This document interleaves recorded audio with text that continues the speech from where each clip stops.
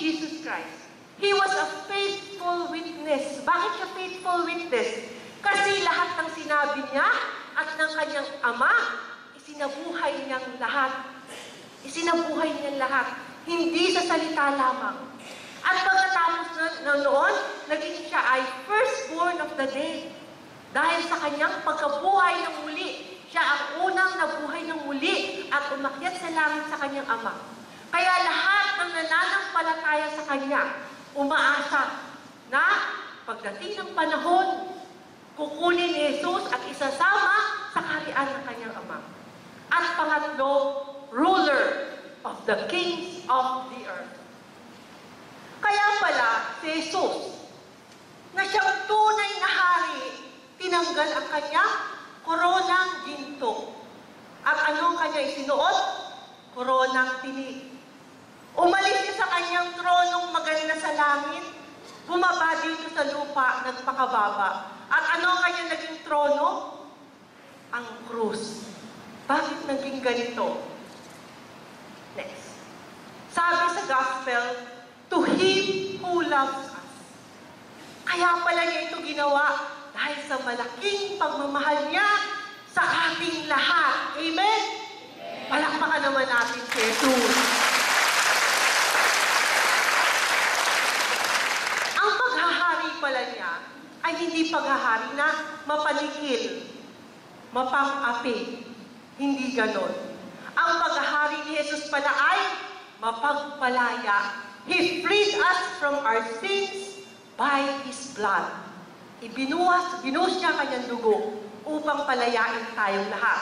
At anong ginawa niya sa atin? He made us into a kingdom, priests for His God and Father.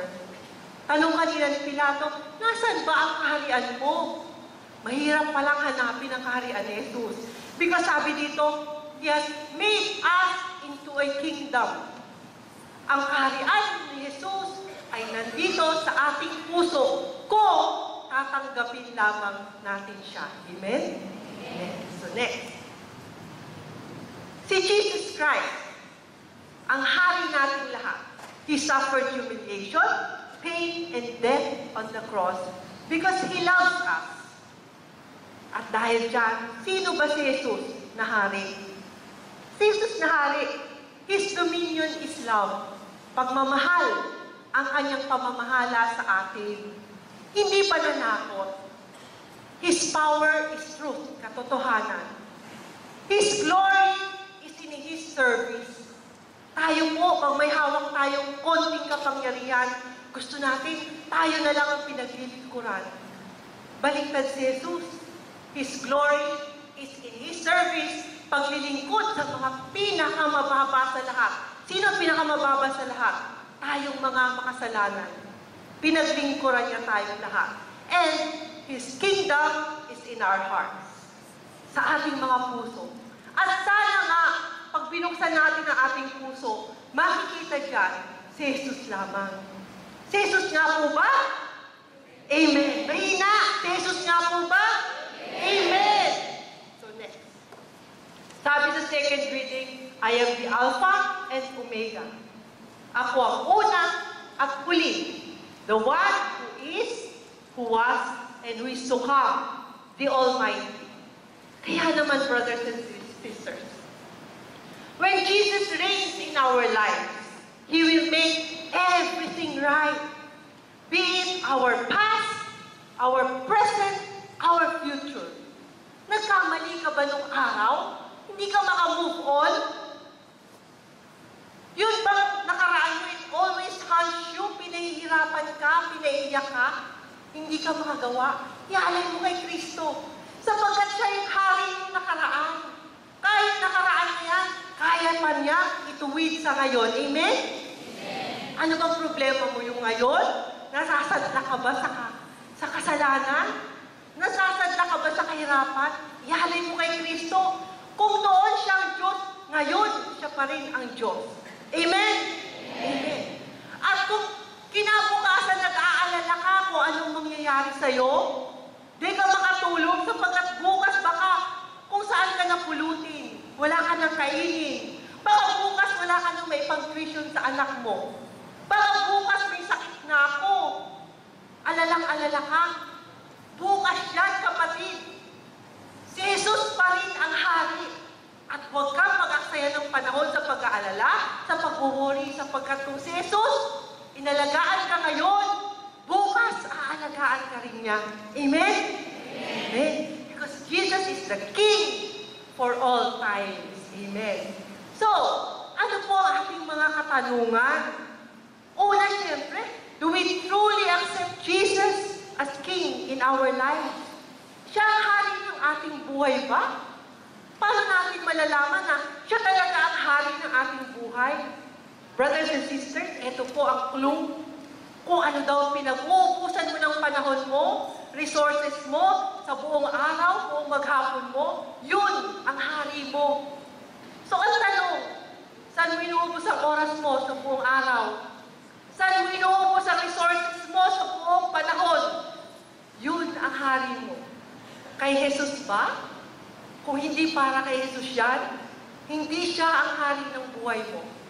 At dahil ngayon po, ini-welcome natin ang ating mga bagong brothers and sisters, pangalawang tanong, ito po bang napuntahan ninyong community? The Oasis of Love community. Si Jesus ba ang hari dito? Amen! Amen! At patutunayan natin yan. Paano ang Oasis of Love ay si Kristo ang hari? Unang-una, brothers and sisters, sa Oasis of Love, we worship as a community. Siguro itatanong natin ang mga bago nating classmates, pwede naman ako mag-worship sa bahay. Meron naman akong CD ni Don Moe. Sasabayan ko na lang yung pagkanta, sabay taas ng kamay. Hindi pa ako matatraffic. Sa bahay lang ako, di ba? Ba't kailangan pumunta ko dito sa Camp Crame para mag-worship? Brothers and sisters, community worship is very important. Bakit? The church exists for God. And whenever we gather, we meet, it is for the purpose of seeing God come. Ano sabi sa Bible? When two or more are gathered in His name, He is in the midst. Pag mag-isa ka, baka hindi mo matawag si Lord kasama mo. Pero kung dalawa, andyan siya. Kung mas marami, mas lalong andito si Jesus. Amen? Amen. And we assemble because of God. What happens whenever we worship as a community? We meet Him. Andito siya. Andito siya. Makikita mo siya sa mukha ng bawat isa. Tingnan mo nga yung katabi mo. Andyan siya. Andyan siya. We hear from Him. Dito sa community, ipinadadala niya ang kanyang mensahe. Ang gusto niyang sabihin sa bawat isa. And we touch God. Do we believe that we are able to touch God in this community? Amen. So we worship as a community. And next po. We study the scripture together. Yan po naman ang pinagmamalaki ko sa Oasis of Love. Maraming Catholic communities. But one thing good about our community, we are Bible-centered. We really study the Scripture, the Word of God. And I would like to invite everyone, every Monday po napakasaya sa 409 Shoe Boulevard. Meron po tayong weekly Bible study dyan. Every Monday sa 6th floor na MR Street, yung Pag-ibig Building. Every 7:30 ng gabi. Yun naman po nasa bandang South, meron tayong Bible study dyan sa Perpetual Health Medical Center, 7:30 p.m. sa Hospital Chapel. Every Wednesday, we have a Bible study at NCU Hospital, Caloocan City, at the 3rd floor Department of Pediatrics office. Marami pa po sa kina Sister Dayday, magtanong lang po kayo kung saan malapit, doon tayo a-attend ng Bible study. Ano po kahalagahan ng Bible study? Pwede naman tayo magbasa ng Bible sa bahay. Alam niyo po, brothers and sisters, dito sa community na to, napakaraming nabagong buhay dahil sa salita ng Diyos. At lahat ng nabagong buhay, pumalakpak nga. Amen. Amen.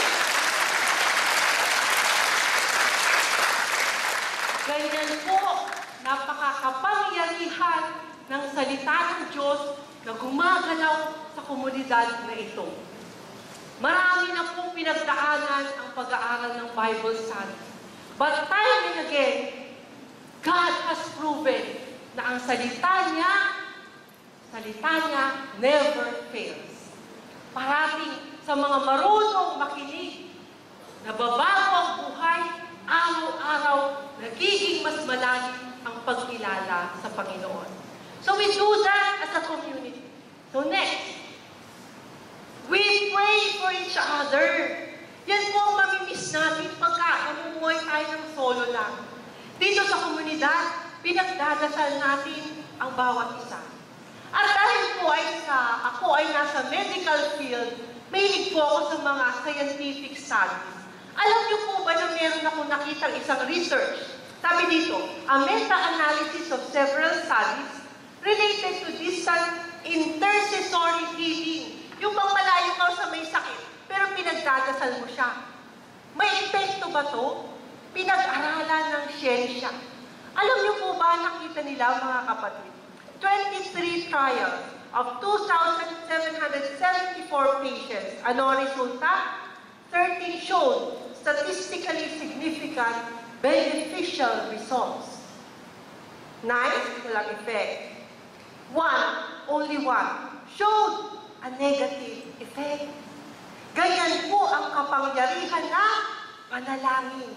At dito, sa komunidad natin, umaapaw tayo sa panalangin. Pag may isang nagkasakit, kalat na agad ang message, please pray for a certain brother or sister. And we have witnessed so many miracles because of these prayers. Amen?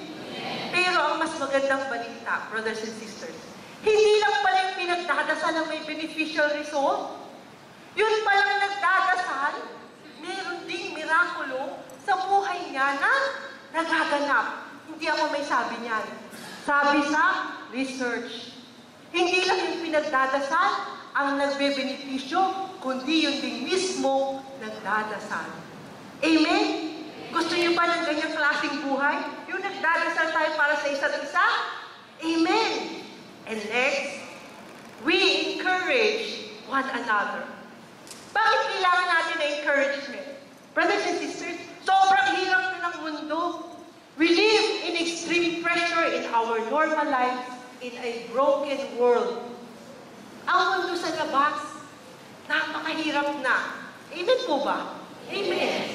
At kahit nagsiserve ka sa Christ, kahit nagsiserve ka sa simbahan, sa Panginoon, we also live in a spiritually hostile environment.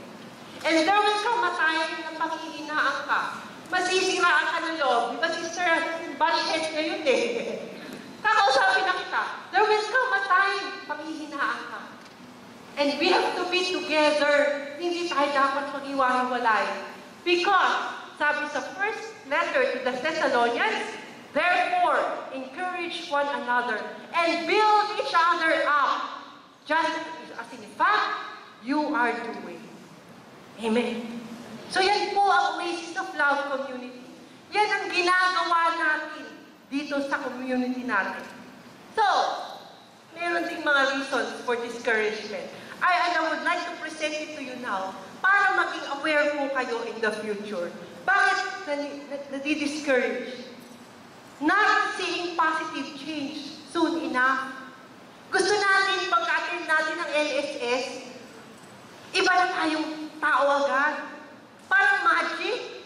Umattend Saturday, Sunday, pagdating ng Lunes, naku, ibang tao na ako. Mabait na ako. Hindi na ako magkakasala. Hindi na ako madadapa. Hindi po ganun, brothers and sisters, ang totoong buhay. Kami po mag-asawa, Brother Norman and I, nag-LSS kami way back, Sister Michelle, 1998. We were the last batch in Baguio. 1998, linggo-linggo, nakaupo kami dito. We persisted in attending.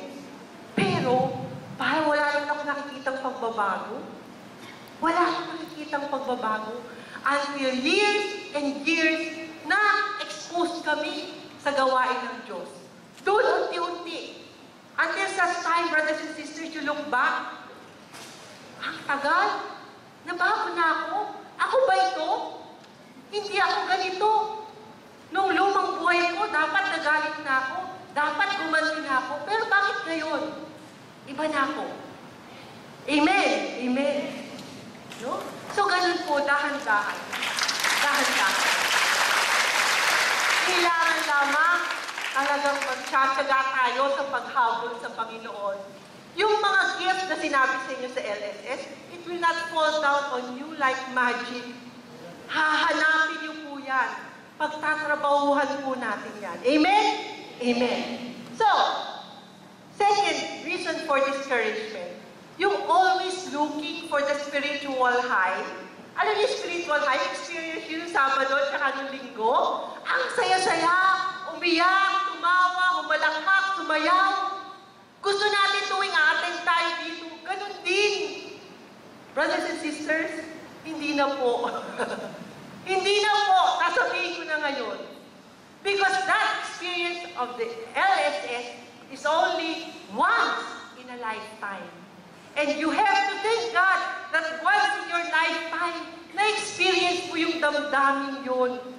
Pero hindi po dapat yun ang hinahanap natin sa tuwi-tuwi na. Hindi dapat ganon. May darating ang araw na parang patang-pataka, may darating ang araw na ang speaker patang-patayin, may darating ang araw na medyo sintunado ang praise ministry. Okay lang po yun. Hindi po yun ang ipininta natin dito. Hindi po dapat tayo ma-discourage sa ayoko nang bumalik, hindi maganda, hindi masaya. Di ako naiyak eh. Minsan yun ang gauge natin kung maganda, kung napaiyak ba ako ng speaker. Pag hindi ka naiyak, hindi siya magaling. Amen? Amen. We always look for that spiritual high. So next, physical and material difficulties. Napakahirap pumunta sa Krame, no? Kanina, galing na kami Caloocan, nabot kami na 1 oras para makarating dito. Ang daming blocks. Ang daming pipigil sa inyo, huwag kayong pumunta dito. Pero dapat, we have to persist. Alam niyo ginawa namin, at saka ng iba pang nandito, basta Friday night, nakaalat na yan. Para kay Lord, a-attend ako ng prayer meeting. Amen. Kaya po ako, baka nagtataka kayo, mukha akong babae ngayon. Madalas po kasi nakapantalon lang ako. Kasi po, 2 days, meron kami postgraduate course. Kaya nakabisida daw dapat, sige magbisida. Ngayong gabi po ang aming fellowship night. Pag fellowship night po ng mga ganyan, masaya po yan eh. Kasi, sabi lang, ang dami namin iraraffle, magraraffle kami ng mga trips, magraraffle kami ng mga free hotel accommodation, magraraffle kami ng iPad. Sayang naman, baka manalo ko ng iPad. Pero hindi! Dito ako kay Lord! Amen!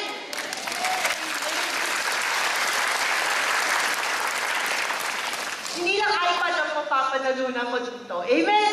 Amen! Amen! Now, another source of discouragement. Unmet expectations and disappointments in the community. Brothers and sisters, lahat tayo dito nakangiti. Mukhang mabait. Amen? Mukhang mabait tayo lahat. But I tell you this, meron kang matatakbuang brother or sister na susubukin ang pasensya mo. Amen? Amen? Amen? Napapalakpak, Sister Michelle. Dapat ihahanda natin ang ating loob. Kasi po, nandito tayo sa community, sabi, para to encourage one another. Nandito tayo sa community, hindi dahil tayong lahat ay banal. Hindi tayo banal. Nagpapaka-banal. Amen? Amen.